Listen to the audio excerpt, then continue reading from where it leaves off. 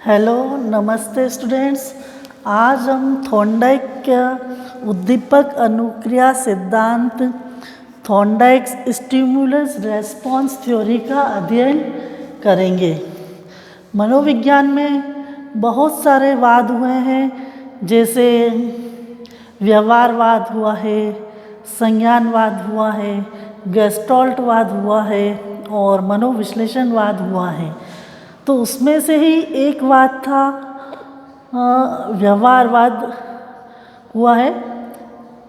आज हम व्यवहारवाद के ही एक मनोवैज्ञानिक थॉर्नडाइक का अध्ययन करेंगे।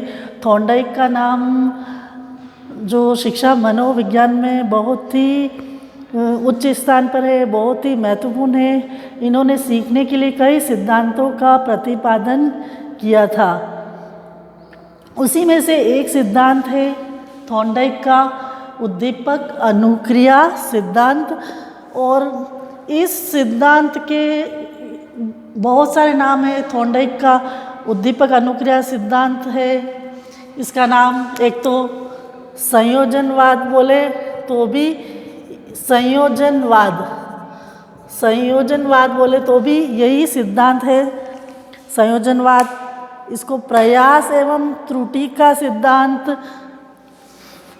संयोजनवाद, प्रयास एवं त्रुटि का सिद्धांत,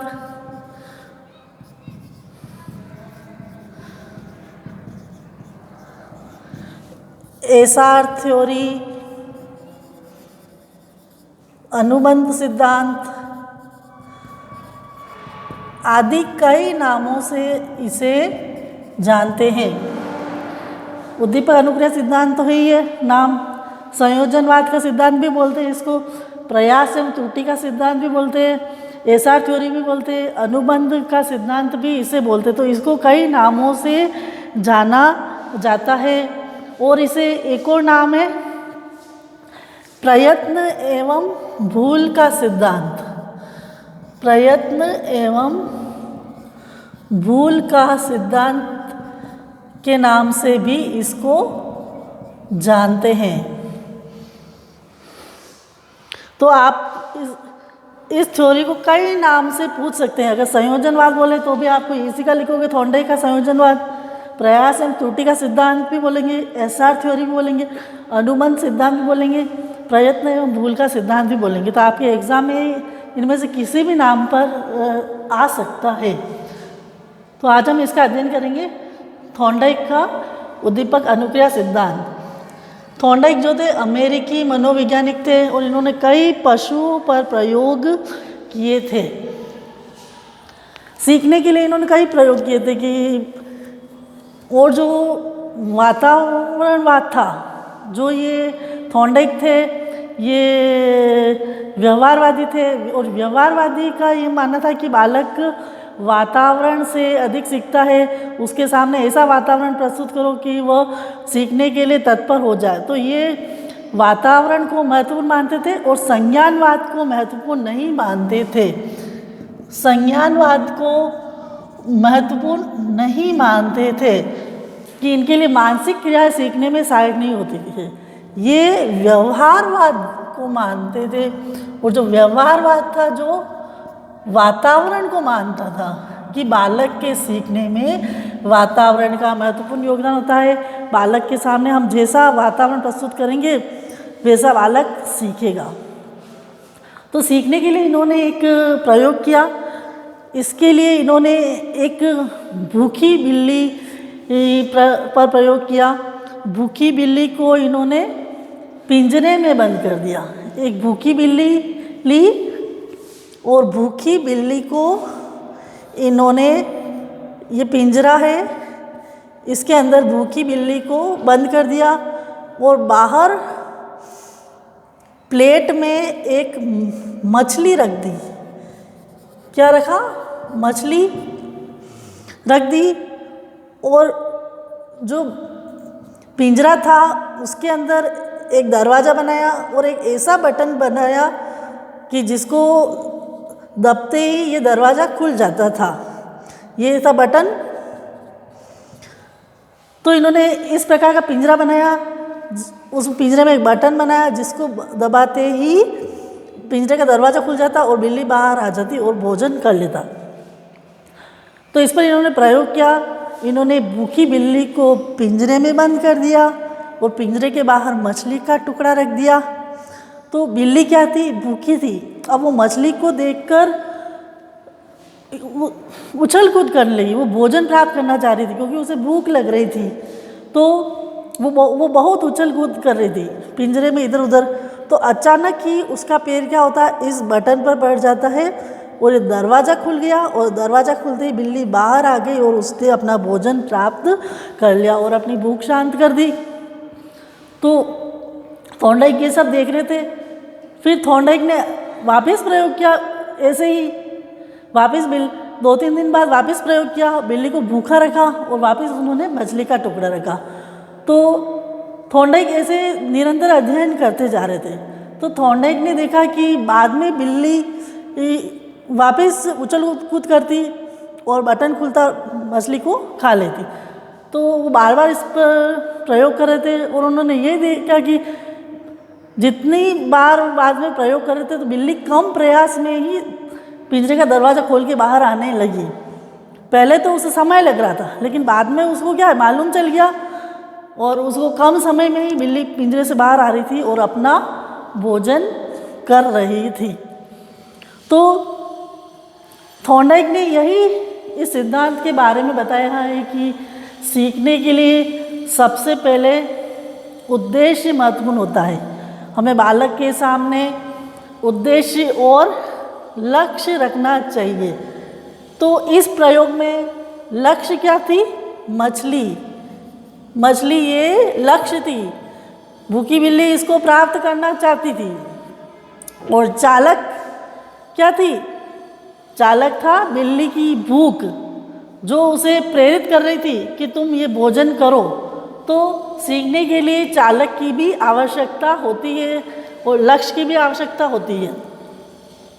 और इस प्रयोग में बाधा क्या आ रही थी, पिंजरा बंद था तो ये बिल्ली के सामने बाधा आ रही थी और फिर वो उछल कूद कर रही थी और संयोगवश क्या हो गया, उसका ये बटन दब गया और दरवाज़ा खुल गया और बाहर आते ही मछली खा ली।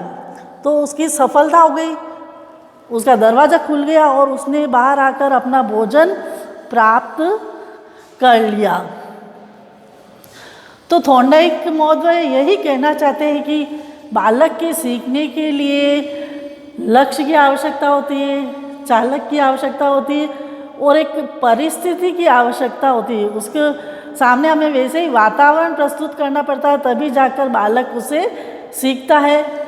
इसी के लिए इन्होंने यह प्रयोग किया था, थॉर्नडाइक महोदय ने ये प्रयोग किया था। अब इस प्रयोग से उन्होंने यही निष्कर्ष निकाला। अब उन्होंने क्या निष्कर्ष निकाला थॉर्नडाइक महोदय ने? थॉर्नडाइक महोदय ने निकाला कि सीखने में जो होता है प्रयास व भूल होते हैं। जब भी कोई बालक सीखता है तो वो कोशिश करता है और उसमें उसकी कई गलतियां भी होती है। जैसे कि हम इस प्रयोग में देख रहे थे कि बिल्ली बार बार उछल कूद कर रही थी और दरवाज़ा नहीं खुल रहा था और अचानक ही उसका पैर उस पिंजरे में उस बटन पर पड़ता और दरवाज़ा खुल जाता और वो अपना भोजन प्राप्त करता। तो सीखने के लिए प्रयास व भूल होते रहते हैं। एक बालक को निरंतर प्रयास करते रहना चाहिए। एक शिक्षक को भी अपने बालक को निरंतर अभ्यास करते रहने के लिए कहना चाहिए। उसे बार बार प्रैक्टिस करानी चाहिए।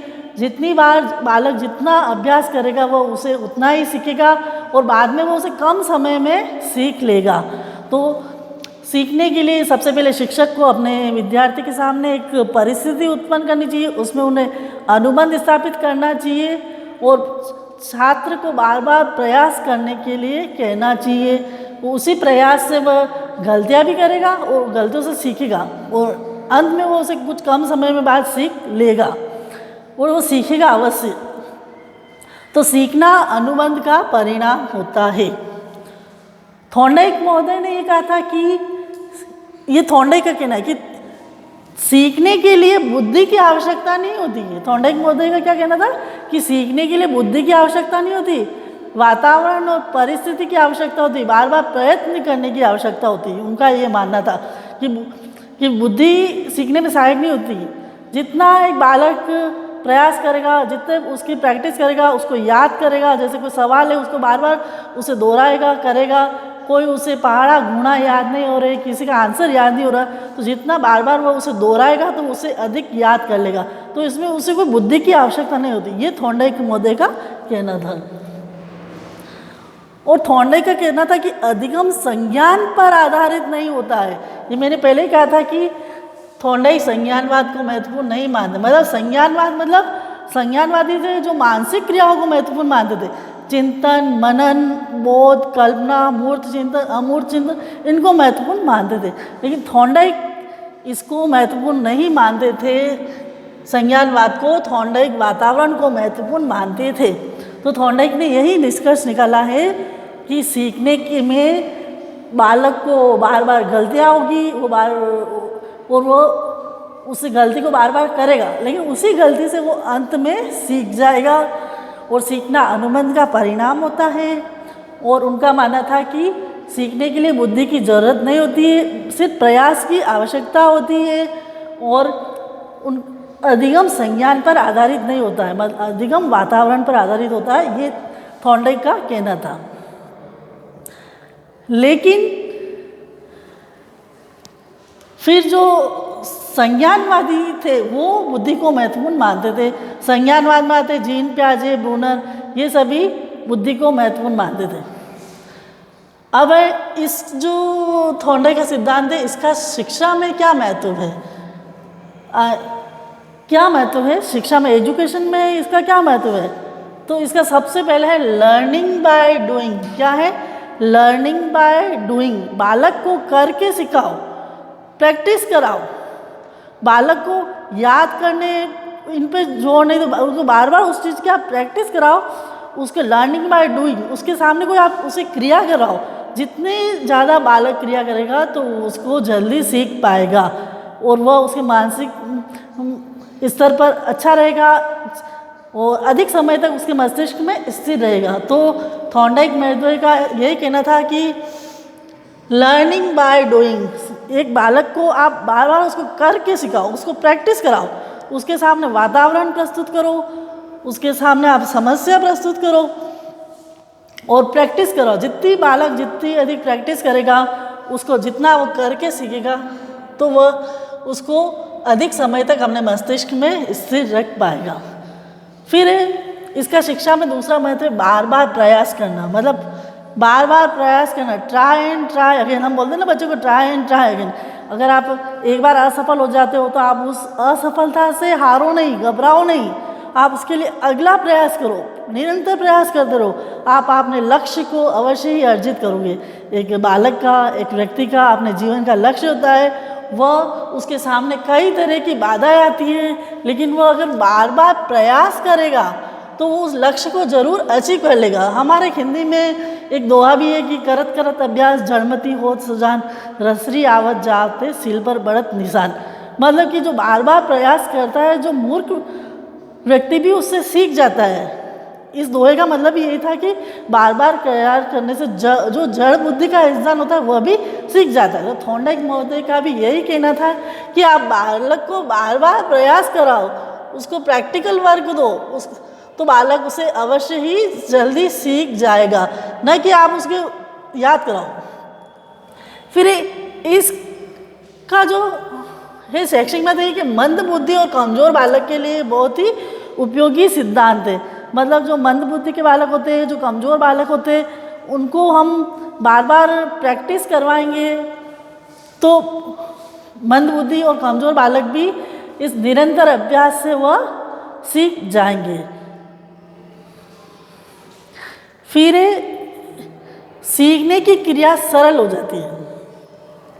थॉर्नडाइक के सिद्धांत का शैक्षिक महत्व ये भी है, उनका मानना है कि अगर बालक बार बार प्रयास करेगा तो उससे सीखने की क्रिया सरल हो जाएगी। प्रारंभ में तो उसे कठिनाई महसूस होगी, लेकिन वो धीरे धीरे उसकी जो ये समस्या कम होती जाएगी और अंत में सीख जाएगा। उसके सामने कोई सवाल है, कोई बहुत बड़ा आंसर है, उसे याद नहीं हो रहा है, लेकिन वो बार बार उसे याद करेगा तो उसे अवश्य ही वह सीख जाएगा। उसे थोड़ा थोड़ा करके आप उसे याद कराओ, उसको बार बार प्रैक्टिस कराओ तो बालक अवश्य ही उसे सीख जाएगा। फिर सीखने के लिए परिश्रम व धैर्य की भी आवश्यकता होती है। मतलब कि इस प्रयोग से उन्होंने यह सिद्ध किया है कि हम कुछ भी अपने जीवन में पाना चाहते हैं तो उसके लिए हमें परिश्रम व धैर्य की भी आवश्यकता होती है। हम बार बार प्रयास कर रहे हैं, हम अपने लक्ष्य को अर्जित नहीं कर पा रहे हैं, बहुत मेहनत कर रहे हैं, तो उस वक्त हमें धीरज बनाए रखना है, हमें अपना धीरज नहीं खोना है। तो थॉर्नडाइक का यही कहना था कि आप सीखने के लिए परिश्रम की भी आवश्यकता होती है और परिश्रम के साथ साथ धैर्य की भी आवश्यकता होती है। मतलब कि आपको परिश्रम तो करना ही है, साथ साथ आपको धीरज भी रखना है, तभी आप आपके लक्ष्य को अर्जित कर पाओगे। तो ये था थॉर्नडाइक का उद्दीपक अनुक्रिया सिद्धांत, प्रयत्न एवं भूल का सिद्धांत, प्रयास एवं त्रुटि का सिद्धांत, संयोजनवाद का सिद्धांत, अनुमान सिद्धांत, एसआर थ्योरी और उद्दीपक अनुक्रिया सिद्धांत। इसको बहुत सारे नामों से जानते हैं। तो थॉर्नडाइक का आज हमने इसका अध्ययन किया। तो थॉर्नडाइक के कुछ आलोचक भी हुए हैं इस विचार के, और कोई विचार आता है तो उसकी आलोचना भी होती है। तो थॉर्नडाइक का जो सबसे पहले आलोचना हुई है इनकी कि थॉर्नडाइक कहते थे कि सीखने के लिए बुद्धि की आवश्यकता नहीं होती। तो इसका बहुत सारे मनोवैज्ञानिकों ने आलोचना किया कि बिना बुद्धि के कोई भी बालक सीख नहीं सकता है, क्योंकि बुद्धि की आवश्यकता होती है। लेकिन इन्होंने बुद्धि की आलोचना की कि नहीं, सीखने के लिए बुद्धि की आवश्यकता नहीं होती बल्कि बार बार प्रयत्न करने की आवश्यकता होती है। और दूसरा, इन्होंने संज्ञानवाद पर आधारित अधिगम को नहीं माना। मतलब कि सीखने के लिए चिंतन, मनन, बुद्धि, जो अमूर्त चिंतन, मूर्त चिंतन, अभिसारी चिंतन, अपसारी चिंतन, इनकी कोई आवश्यकता नहीं थी, सिर्फ वातावरण की आवश्यकता। इन्होंने वातावरण को अधिक माना है और बुद्धि को बिल्कुल ही नकार दिया है। तो इसकी घोर आलोचना हुई थी। तो आज हमने थॉर्नडाइक का उद्दीपक अनुक्रिया सिद्धांत का अध्ययन किया। धन्यवाद।